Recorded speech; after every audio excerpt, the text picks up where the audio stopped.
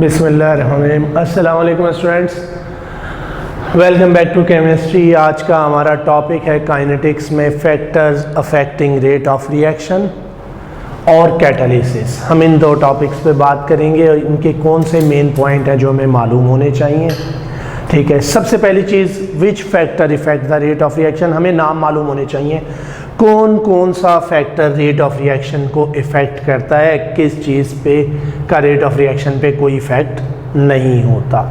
ठीक है, तो कौन कौन से फैक्टर रेट ऑफ रिएक्शन को इफ़ेक्ट करेंगे। सबसे पहला फैक्टर है nature of reactant. Rate of reaction depend upon nature of reactant.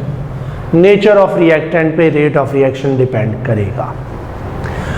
दूसरी चीज़, रेट ऑफ रिएक्शन इफेक्ट होगा with concentration of reactant. Concentration of reactants rate of reaction को effect करती है। तीसरा फैक्टर हमारे पास है surface area. Surface area alter, surface area changes the rate of reaction. Surface area change होने से रेट ऑफ रिएक्शन चेंज होगा। चौथा फैक्टर है हमारे पास light. Some reactions effect by light. कुछ रिएक्शंस ऐसे होंगे जिसमें लाइट रेट ऑफ रिएक्शन को चेंज करेगी। ठीक है, रेट ऑफ रिएक्शन लाइट पे डिपेंड करेगा। टेम्परेचर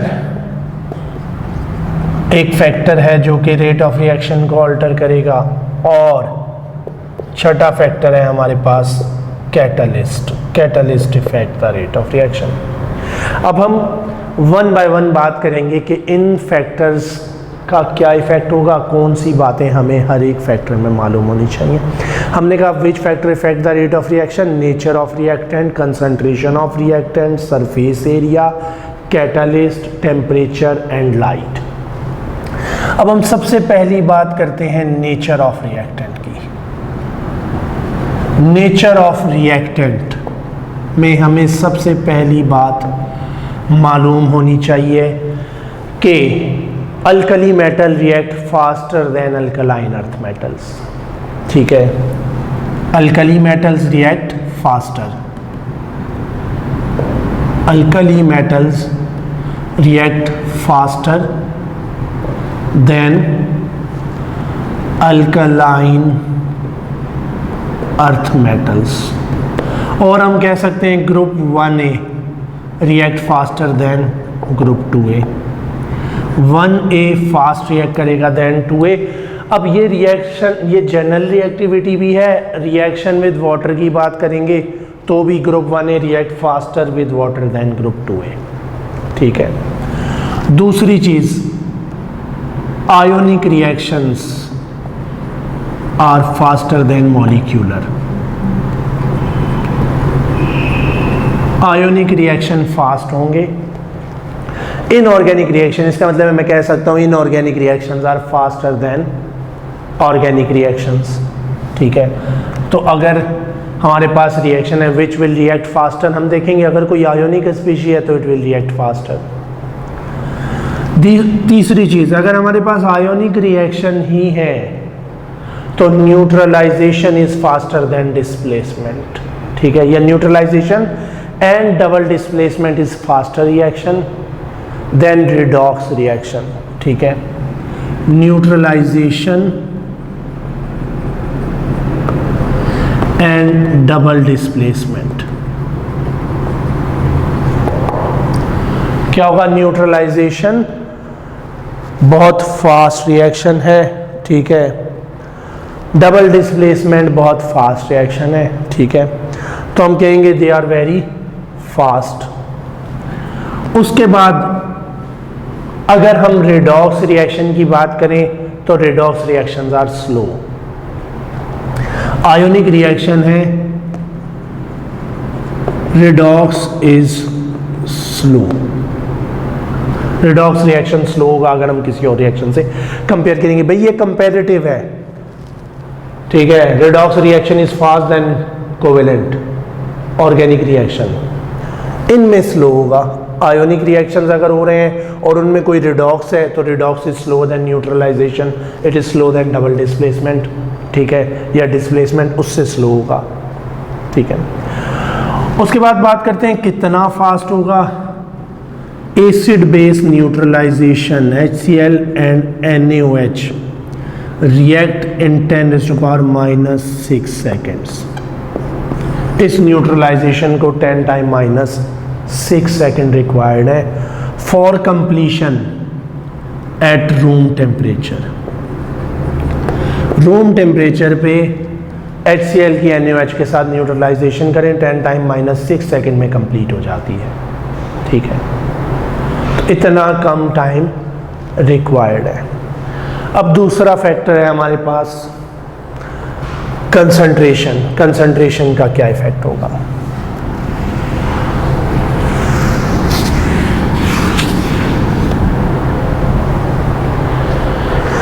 हमें नेचर ऑफ रिएक्टेंट में क्या मालूम होना चाहिए। जनरली हम कह सकते हैं metals on the left hand side react faster then non metals on the right hand side. ऐसे एलिमेंट जो कि पीरियोडिक टेबल की लेफ्ट साइड पे फास्ट रिएक्ट करते हैं जो कि राइट साइड पे हैं उनसे, ठीक है। उसके बाद हमने कहा alkali metal react faster than alkaline earth metal. Neutralisation and double displacement is fast. Ionic reactions are fast. Redox reaction is slow. Acid base neutralization take 10⁻⁻6 second to complete for completion at room temperature, ठीक है। Room temperature पे 10⁻⁻6 second लगेंगे। General reactivity group 1 की वो भी चले यहाँ पे ऐड कर लेते हैं। By reactivity increases down the group, ठीक है। जैसे जैसे डाउन द ग्रुप जाएंगे alkali metal alkaline earth metal की रिएक्टिविटी बढ़ेगी, ठीक है। यहाँ लिथियम से लेके sodium potassium rubidium caesium francium most reactive होगा, ठीक है। Left to right reactivity decrease हो रही है, ठीक है। अच्छा, उसके बाद है concentration of reactant effect the rate of reaction. सबसे पहली चीज यहाँ पे आ जाएगा law of mass action. According to law of mass action, if concentration of reactant is large, rate of reaction is faster. If concentration of reactant is slow, rate of reaction is less, rate of reaction is slow, ठीक है। तो सबसे पहली बात law of mass action के according, ठीक है, high concentration fast reaction, rate of reaction ज़्यादा होगा, ठीक है। कम कंसंट्रेशन होगी लो कंसंट्रेशन स्लो रिएक्शन या लेस रेट ऑफ रिएक्शन, ठीक है। More rate of reaction less concentration के साथ क्या होगा लो रेट ऑफ रिएक्शन, ठीक है। दूसरी चीज with increase in concentration collision frequency increases. Reaction तब होगा जब मॉलिक्यूल कोलाइड करेंगे तो concentration increases collision frequency, number of collision को बढ़ाएगी।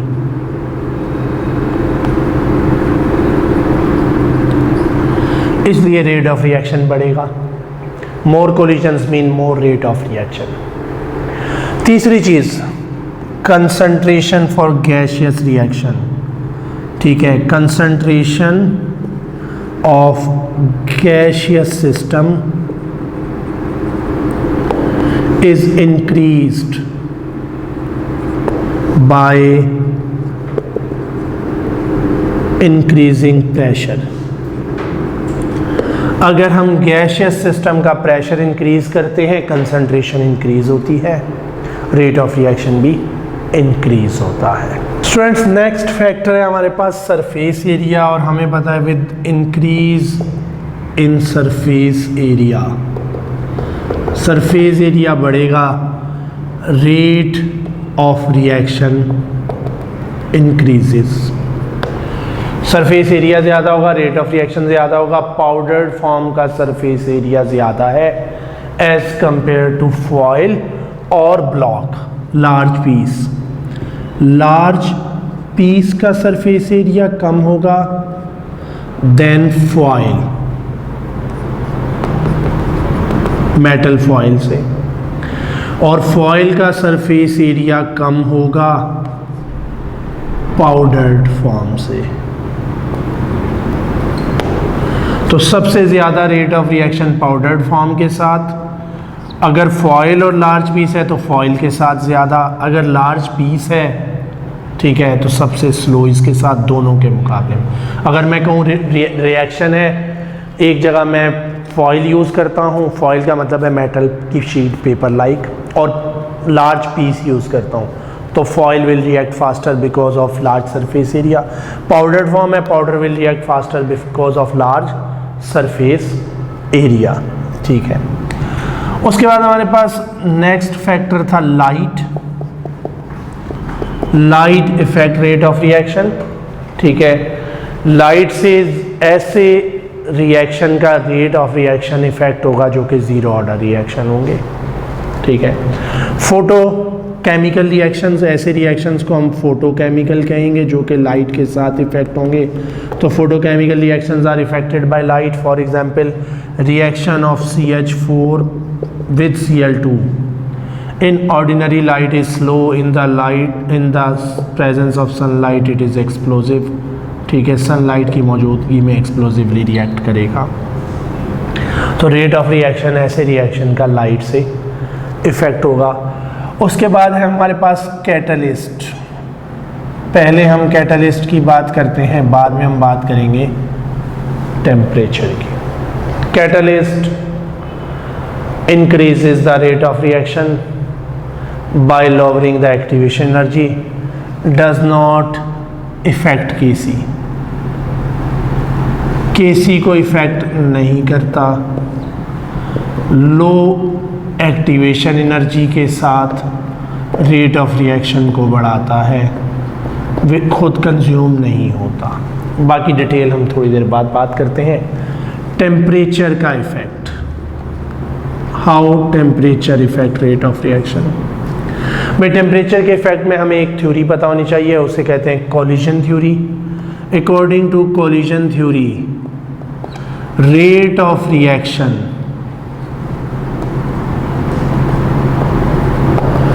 Is proportional to, directly proportional to number of collisions. Collision theory कहती है rate of reaction number of collisions के डायरेक्टली प्रोपोर्शनल है। जितने ज़्यादा कोलिजन होंगे उतना फास्ट रेट ऑफ रिएक्शन होगा। अब कैसे कोलिजन्स? इफेक्टिव कोलिजन, क्योंकि कोलिजन भी दो तरह के, एक इफेक्टिव एक अनइफेक्टिव। तो ये कोलिजन थ्योरी।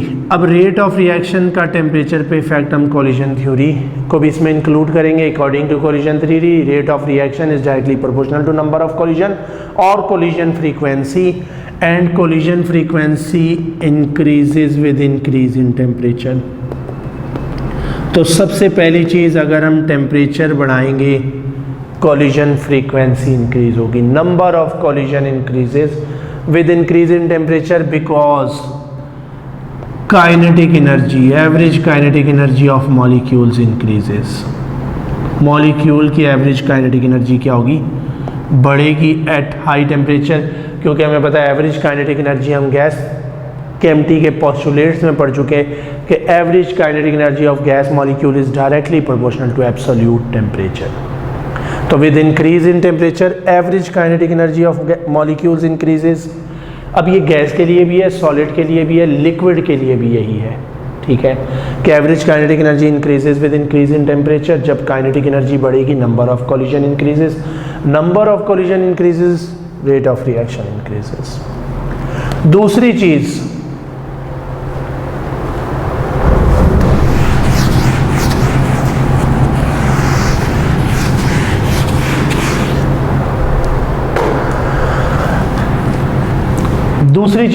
टेम्परेचर के इफेक्ट में क्या है? अगर हम टेम्परेचर इंक्रीज करेंगे at ordinary temperature, few molecules have energy of activation. Ordinary temperature पे बहुत कम मॉलिक्यूल्स ऐसे होंगे जिनके पास एक्टिवेशन एनर्जी होगी। Increase in temperature increases fraction of molecules having energy of activation। Temperature बढ़ाने से उन मॉलिक्यूल्स की तादाद जिनके पास एक्टिवेशन एनर्जी है ज़्यादा हो जाएगी। ये बात हमें मालूम होनी चाहिए कि temperature with increase in temperature at higher temperature more molecules possess energy equal to activation energy. ठीक है, average kinetic energy of molecule increase हो जाएगी और रिएक्शन के लिए क्या चाहिए, स्लाइट अबव एनर्जी चाहिए then average kinetic energy which is called activation energy. Molecule having energy more than average kinetic energy will react. ठीक है, मॉलिक्यूल कौन सा रिएक्ट करेगा, जिसके पास energy slightly more than average kinetic energy होगी, और वो एनर्जी जो एवरेज काइनेटिक एनर्जी ज़्यादा है वो क्या है, एक्टिवेशन एनर्जी है। तो molecule having activation energy will react, वो रिएक्ट करेंगे, और विद इंक्रीज इन टेम्परेचर ऐसे मॉलिक्यूल्स की तादाद ज़्यादा हो जाएगी। इसे हम स्टडी करते हैं with the help of Boltzmann distribution curve. ठीक है, इसे बोल्ट्जमैन डिस्ट्रीब्यूशन कहते हैं, और बोल्ट्जमैन डिस्ट्रीब्यूशन कर्व के मुताबिक at low temperature molecule without activation energy there is a large fraction of molecule having no activation energy। ये एरिया बोल्ट्जमैन कर्व में वो मॉलिक्यूल्स हैं जिनके पास एक्टिवेशन एनर्जी है, और ये एरिया अंडर द कर्व ये वो मॉलिक्यूल्स हैं जिनके पास एक्टिवेशन एनर्जी नहीं है। तो very few molecules possess activation energy. ये टेम्परेचर है low temperature, T1 is lower than T2। अगर T2 एक हाई टेम्परेचर लिया जाए, ये कर्व T1 टेम्परेचर पे है, तो ये कर्व कैसा हो जाएगा, चेंज हो जाएगा, और यहाँ पे क्या हो जाएगा, number of molecules having activation energy increases. ठीक है, अब इस टेम्परेचर पे वो मॉलिक्यूल्स जिनके पास एक्टिवेशन एनर्जी उनकी तादाद कम हो जाएगी, जबकि molecules having no activation energy decreases. ये एरिया जो ब्लैंक है अंडर द कर्व डिक्रीज हो गया। इसे हम बोल्ट्जमैन डिस्ट्रीब्यूशन कर्व कहते हैं, और इसके मुताबिक हाई टेम्परेचर पे क्या होगा, molecules with activation energy increases and molecules having no activation energy decreases at high temperature, therefore rate of reaction is fast, now more effective collision occur. इसका मतलब हम कह सकते हैं at higher temperature more collisions are effective, at low temperature less collisions are effective collision। ठीक है, और effective collision में होता है in which reactant transformed into product, reactant product में change होगा। ठीक है, तो ये है हमारे पास factors affecting rate of reaction, और हमें उनके बारे में जो बातें मालूम होनी चाहिए।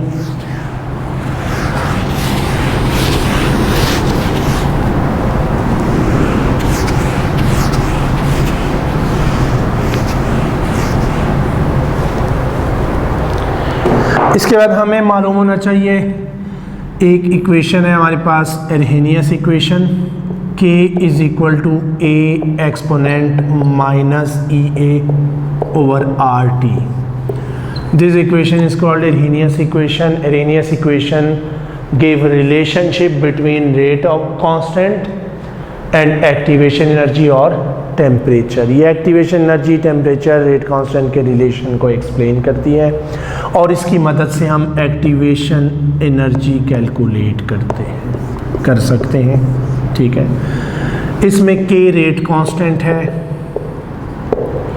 A एरहेनियस कांस्टेंट है, EA is activation energy, R gas constant है, और T एब्सोल्यूट टेम्परेचर है। ठीक है, अब हम बात करते हैं कैटालिस्ट की। हमें कैटालिस्ट के बारे में जो बातें मालूम होनी चाहिए वो क्या है। Catalyst is the substance which alter rate of reaction, which alter rate of reaction. मैं यहाँ पे इंक्रीज नहीं कह रहा, डिक्रीज भी हो सकता है। ठीक है, तो इसलिए हम कहेंगे substance which alter rate of reaction. Without being consumed, without being consumed, खुद कंज्यूम नहीं होगा। Catalyst lower activation energy, lower activation energy, activation energy low करता है। Provide new path to reaction with less energy of activation. Reaction जिसमें हम catalyst add करेंगे उसको एक नया पाथ देगा विद लेस एक्टिवेशन एनर्जी। अगर हम एक कैटलाइज्ड और अनकैटलाइज्ड रिएक्शन का एनर्जी प्रोफाइल देखें, रिएक्टेंट कन्वर्ट इनटू प्रोडक्ट, ये एक्सोथर्मिक रिएक्शन के लिए है। एंडोथर्मिक के लिए भी सेम होगा, बस प्रोडक्ट की एनर्जी हाई कर दें। अनकैटलाइज्ड रिएक्शन है, अगर एनर्जी प्रोफाइल डायग्राम देखा जाए तो एनर्जी प्रोफाइल डायग्राम में रिएक्टेंट और प्रोडक्ट के डिफरेंस को हम इंथैल्पी चेंज कहेंगे, it is delta H. Reactant से लेके यहाँ तक का ये चेंज, ये एक्टिवेशन एनर्जी है, और ये हाईएस्ट एनर्जी पे यहाँ जो चीज़ होती है ये एक्टिवेटेड कॉम्प्लेक्स या ट्रांजिशन स्टेट की एनर्जी है। एक्टिवेटेड कॉम्प्लेक्स और ट्रांजिशन स्टेट जो कि हाईएस्ट एनर्जी होती है, शॉर्ट लिव होती है, ठीक है। अब अगर हम रिएक्शन को कैटलाइज करेंगे तो कैटलिस्ट क्या करेगा, एक नया मैकेनिज्म देगा जिसमें कम एक्टिवेशन एनर्जी चाहिए होगी। It lowers the activation energy, ये कैटलाइज्ड रिएक्शन हो जाएगा, कैटलाइज्ड, और ये uncatalysed. Without catalysed activation energy ज़्यादा चाहिए थी। Catalyst energy of molecule increase नहीं करता, कैटलिस्ट खुद कोई एनर्जी प्रोवाइड नहीं करता, बल्कि कैटलिस्ट एक नया मैकेनिज्म, रिएक्शन का एक नया मैकेनिज्म देता है, एक नए मैकेनिज्म से रिएक्शन करवाता है जिसमें ऐसे मॉलिक्यूल जिनके पास कम एक्टिवेशन एनर्जी है वो भी रिएक्ट कर सकते हो और वो भी प्रोडक्ट में चेंज करते हो सकते हो। तो catalyst decreases activation energy and by decreasing activation energy it increases the rate of reaction. उसके बाद है कैटालाइसिस, ठीक है, ये तो हो गई कैटलिस्ट की बात। Catalysis process carried out in presence of catalyst, कैटलिस्ट की मौजूदगी में होने वाले रिएक्शन को कैटालिसिस कहेंगे। कैटालिसिस क्या है, इस फिनोमेना को, इस प्रोसेस को कैटालिसिस कहेंगे। दो टाइप्स हैं, होमोजीनियस, दूसरी heterogeneous.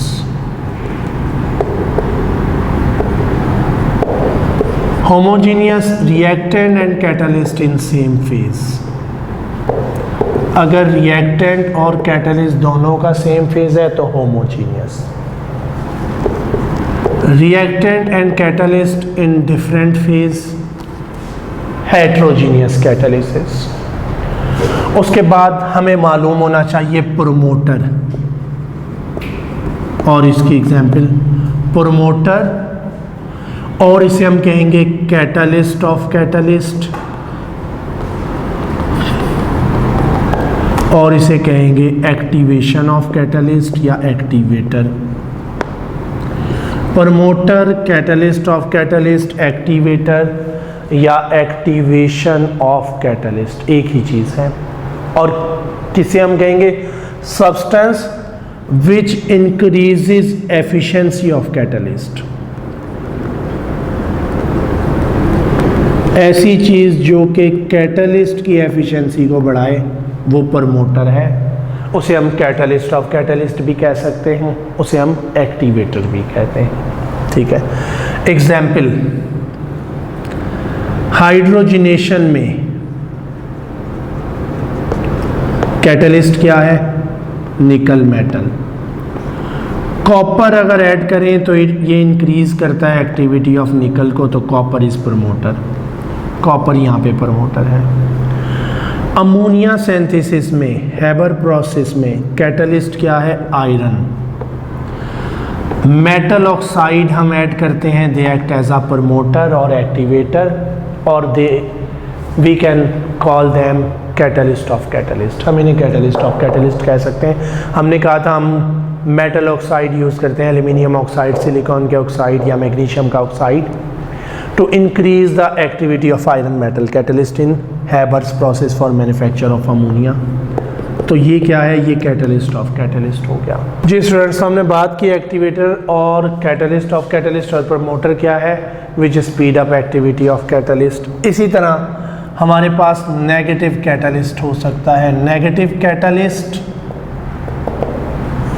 Which decreases rate of reaction, decreases rate of reaction. अगर कोई चीज़ रेट ऑफ रिएक्शन को डिक्रीज करे तो वो नेगेटिव कैटलिस्ट। और नेगेटिव कैटलिस्ट की एग्जांपल है हमारे पास टेट्रा इथाइल लेड। Tetra ethyl lead is added to the gasoline. Petrol में हम ऐड करते हैं, गैसोलीन पेट्रोल का दूसरा नाम, to decrease the burning rate of combustion of gasoline. ठीक है, तो ये एक नेगेटिव कैटलिस्ट है जो कि बर्निंग रिएक्शन को, कंबस्शन रिएक्शन को स्लो करता है। इसी तरह ऑटो कैटालिसिस, हमें पता होना चाहिए ऑटो कैटालिसिस, बल्कि ऑटो कैटालिसिस का 2015-16 के पेपर में एक क्वेश्चन भी आया हुआ है एमसीक्यूज में। तो ऑटो कैटालिसिस हम किसे कहते हैं? ऐसा रिएक्शन जिसमें बनने वाला प्रोडक्ट कैटलिस्ट के तौर पे एक्ट करे और रेट ऑफ रिएक्शन को इंक्रीज कर दे, उसे ऑटो कैटालिसिस कहेंगे। Product, one of the product act as a catalyst. ठीक है, अगर किसी रिएक्शन में बनने वाली प्रोडक्ट ही कैटलिस्ट के तौर पे काम करे, for example hydrolysis of ester. Hydrolysis of esters की कंडीशन क्या होती है? एस्टर्स के हाइड्रोलाइसिस के लिए हमें एसिड चाहिए, water and acid as a catalyst. अब हाइड्रोलाइसिस ऑफ एस्टर जब होगा तो उससे बनने वाला प्रोडक्ट क्या होता है? Acid plus alcohol. तो बनने वाला एसिड ही कैटलिस्ट का काम शुरू करता है, और जैसे ही थोड़ी सी अमाउंट एसिड की बनती है, रेट ऑफ रिएक्शन इंक्रीज कर देता है। तो ये ऑटो कैटालिसिस है। ठीक है, इसे हम ऑटो कैटालिसिस कहेंगे। ठीक है, इसके बाद हम बात करते हैं कुछ कैरेक्टरिस्टिक्स ऑफ कैटलिस्ट की। जी स्टूडेंट्स, अब हम बात करते हैं कुछ कैरेक्टरिस्टिक्स ऑफ कैटलिस्ट की, कि कैटलिस्ट की क्या क्या कैरेक्टरिस्टिक्स हमें मालूम होनी चाहिए। सबसे पहली बात, catalyst does not change in mass, change by mass और बाय कॉम्पोजिशन। कैटलिस्ट के मैस और कॉम्पोजिशन में कोई चेंज नहीं आएगा। Not changed by mass and composition. Catalyst के मैस और कॉम्पोजिशन का कोई चेंज नहीं होगा। ठीक है, इट्स फिजिकल स्टेट में चेंज। कैटलिस्ट की फिजिकल स्टेट चेंज हो सकती है at the end after completion of reaction. Physical state में चेंज, ठीक है, फिजिकल स्टेट में चेंज हो सकता है। Sometime only traces of catalyst is required. Traces of catalyst require हो सकते हैं और वही काफ़ी हों रिएक्शन कराने के लिए। फिजिकल स्टेट हमने बात कर ली कि फिजिकल स्टेट में चेंज। ठीक है, it is more effective in finally divided form. Finally divided form is more effective। हमें मालूम है due to increase in surface area finally divided form ज़्यादा इफेक्ट होगी। Catalyst does not effect KC. only increases rate of reaction.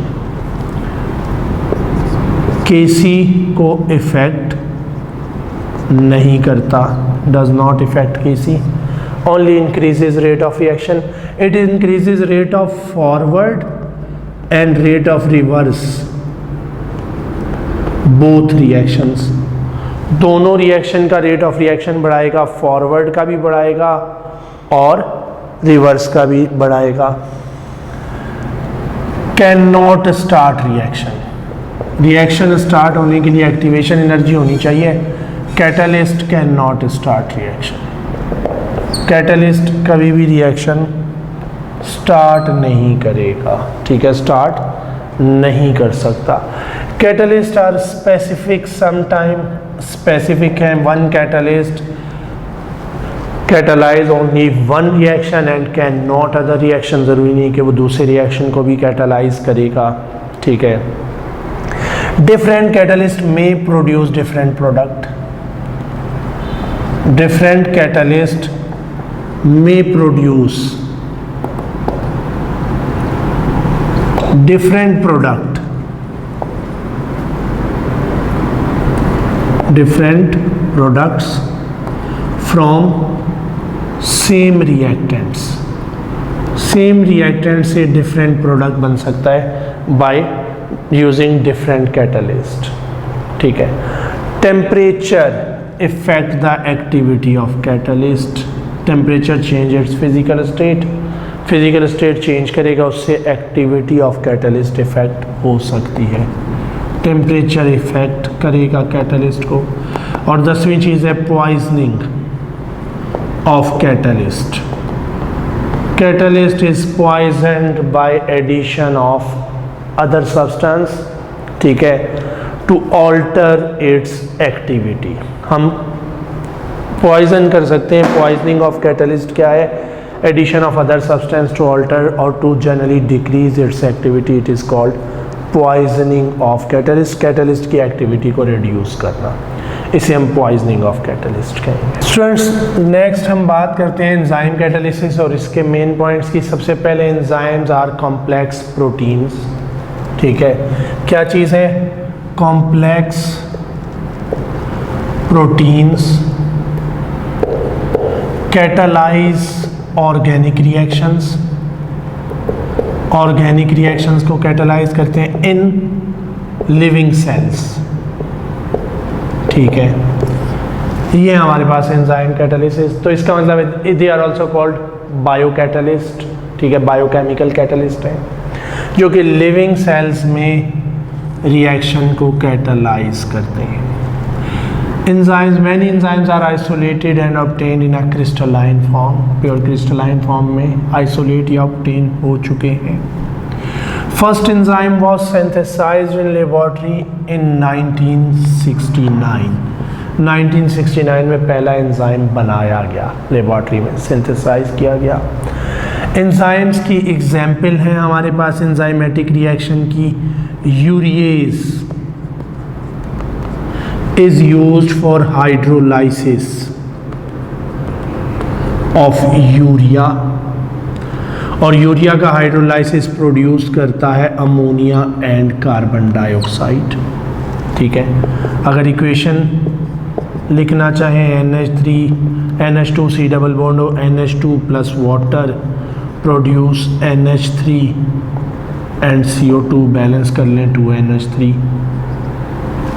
ठीक है, ये हो गया. तो यूरिया एक एग्जाम्पल होगा. यूरिएज इसे कैटालाइज करेगा, एंजाइम है इस रिएक्शन के लिए. Similarly glucose converted into alcohol. ठीक है, मोनोसेक्राइड्स को अल्कोहल प्लस कार्बन डाइऑक्साइड में चेंज करता है जाइमेज. जाइमेज फर्मेंटेशन में यूज होता है. It is called fermentation reaction when alcohol sugar is converted into alcohol and carbon dioxide. जबकि तीसरी एग्जाम्पल हमारे पास है, अगर हमारे पास डाइसेक्राइड है तो इन्वर्टेज हाइड्रोलाइसिस करेगा डाइसेक्राइड का और उसे मोनोसेक्राइड्स में ब्रेक करेगा तो ये भी एक एग्जाम्पल हो गई। उसके बाद एंजाइम का मेथड या मैकेनिज़्म, एंजाइम सबस्ट्रेट या लॉक एंड की मैकेनिज़्म है, लॉक एंड की, इन विच एक्टिव साइट एक एक्टिव साइट है जिससे बाइंड होगा, प्रोडक्ट बनाएगा, चेंज करेगा और छोड़ जाएगा। ठीक है, ये हमें मालूम होना चाहिए। उसके बाद कुछ characteristics of enzymes. Catalysis, more efficient than normal catalyst, more efficient, बहुत स्मॉल अमाउंट बहुत ज़्यादा रिएक्शन कैटलाइज करती है। ठीक है, ज़्यादा एफिशिएंट रिएक्शन कैटलिस्ट है नॉर्मल कैटलिस्ट के मुकाबले में enzymes. Highly specific, more specific है। ठीक है, एक टाइप ऑफ रिएक्शन कैटलाइज करते हैं। Maximum efficiency is at optimum temperature and pH range. Temperature से इफेक्ट होंगे, पीएच से इफेक्ट होंगे और maximum efficiency of enzyme catalysis optimum temperature और पीएच रेंज पे होगी। ठीक है, coenzyme enhance activity of enzyme catalyst. ठीक है, कोएंजाइम एंजाइम की कैटालिटिक एक्टिविटी को इन्हांस करेगा, ये इसके लिए एक्टिवेटर है। ठीक है, तो ये पॉइंट्स हैं, ये कुछ चीज़ें हैं जो कि हमें मालूम होनी चाहिए।